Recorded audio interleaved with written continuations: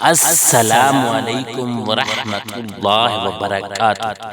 اس دفعہ بڑے عرصے بعد اللہ نے اہل ایمان والوں کو فتح عطا فرمائی۔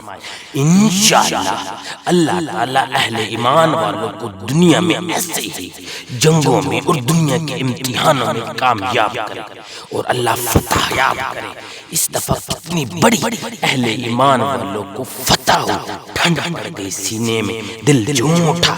یہ جس نے بھی اس آپریشن کا نام بنیانوں مرصوص رکھا ہے، اتنا پیارا اور برکت والا نام، اس کو میں سلام کرتا ہوں، اس کو ہم سلام کرتے ہیں۔ سبحان اللہ، کیا نام رکھا۔ یہ جو آج کی میڈیا نے جو یہ یہودیوں کے ہاتھ میں جنہوں نے مسلمانوں کو کہہ دیا کہ یہ دہشت گرد ہیں، یہ آتنک گوادی ہیں، کیا پتا کیا کیا انہوں نے بولا۔ میرے پیارے بھائیوں، میرے پیارے دوستوں، میں پوری دنیا کو کہہ رہا ہوں کہ اسلام محبت کا مذہب ہے، اسلام امن کا مذہب ہے، اسلام بھائی چارے کا نام ہے۔ یہ کبھی بھی پہل نہیں کر سکتا۔ میرے پیارے ہندوستان والوں، اچھے بھائی بنو، اچھے ہمسائے بن کر رہو۔ ہمارا اسلام ہمارے اسلام میں بڑے حقوق ہیں، ہمسائے کے جس کی کوئی حد نہیں۔ میرے پیارے ہندوستان والوں، محبت پیدا کرو، امن پیدا کرو، ہمسائے بن کر رہو۔ آپ کا بھی فائدہ ہے، ہمارا بھی فائدہ ہے، ہم پرسکون زندگی گزارے۔ اسلام ہمیں کبھی بھی پہل کر نہیں کہتا، ہم ملک کے لیے نہیں لڑتے، ہم اسلام کو پھیلانے کے لیے نکلتے ہیں۔ یا ہمارے اوپر کوئی حملہ ہو جائے تو ہم اس کی دفاع کرتے ہیں۔ اسلام امن کا مذہب ہے، بھائی چارے کا مذہب ہے۔ اگر ہم پچھلی ہسٹری دیکھیں کہ ہندو آپس میں کتنے لڑے، مہاراجے کیسے انہوں نے ایک دوسرے کو گاجر مولی کی طرح کاٹا، مراٹھوں نے ہندو مسلم کی تفریق کے بغیر کس طرح خون کی ندیاں بہائی، اشوک نے کس طرح لاشوں کے انبار لگائے، اور ہم اپنے نبی پہ قربان جائیں۔ جب انہوں نے مکہ فتح کیا، 18 برس کی دشمنی تھی کہ ہم نے محمد بن عبداللہ کو قتل کرنا ہے۔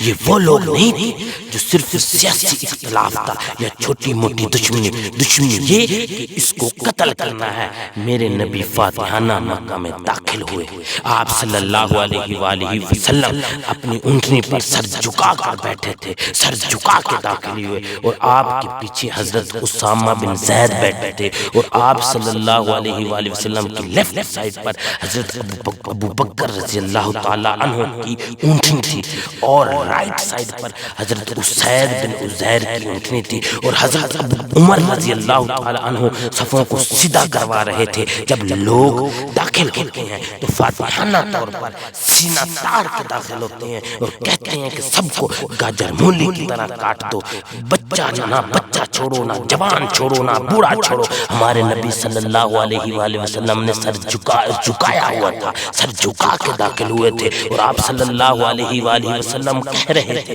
کہ لا الہ الا اللہ وحدہ، وہی اکیلا اللہ ہے جس کا کوئی شریک نہیں۔ وہ سارا مکہ حرم شریف میں جمع تھے، اور آپ صلی اللہ علیہ وآلہ وسلم بیت اللہ کے دروازے پہ کھڑے تھے اور فرما رہے تھے کہ اب میں کیا کروں آپ کے ساتھ۔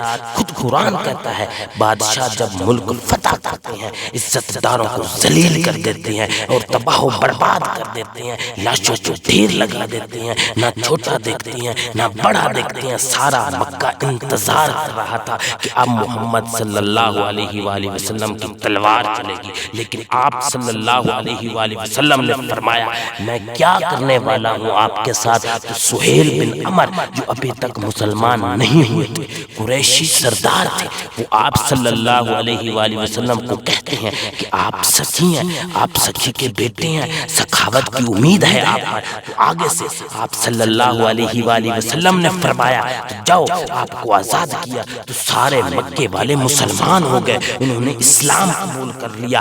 آپ صلی اللہ علیہ وآلہ وسلم کی اسی ایک ادا پر سارے مکے والے مسلمان ہو گئے۔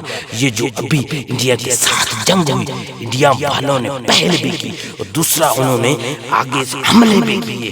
ہم دفاع کے لیے حملوں کو روکا، ہمارا مقصد حملوں کو روکنا تھا، دفاع تھا، نقصان کرنا نہیں تھا۔ اسلام ہمیں اسی کا سبق دیتا ہے، اور آج اللہ اللہ تعالیٰ ہمارے اوپر فضل، اللہ کا فضل ہے، اللہ نے کرم کیا، ہم نے فتح پائی اور ہم اپنی حکومت کو مبارکباد دیتے ہیں اور اپنے افواج پہ قربان جائیں اور ان شاہینوں پہ قربان جائیں جنہوں نے بڑے حوصلے کے ساتھ فتح پائی، سب کو مبارکباد دیتے ہیں۔ اللہ اسی طرح ہمارے ملک پہ اپنا رحم و کرم کرے اور اسی طرح اللہ تعالیٰ ہمارے ملک کو اپنے حفظ و امان میں رکھے۔ اللہ نگہبان۔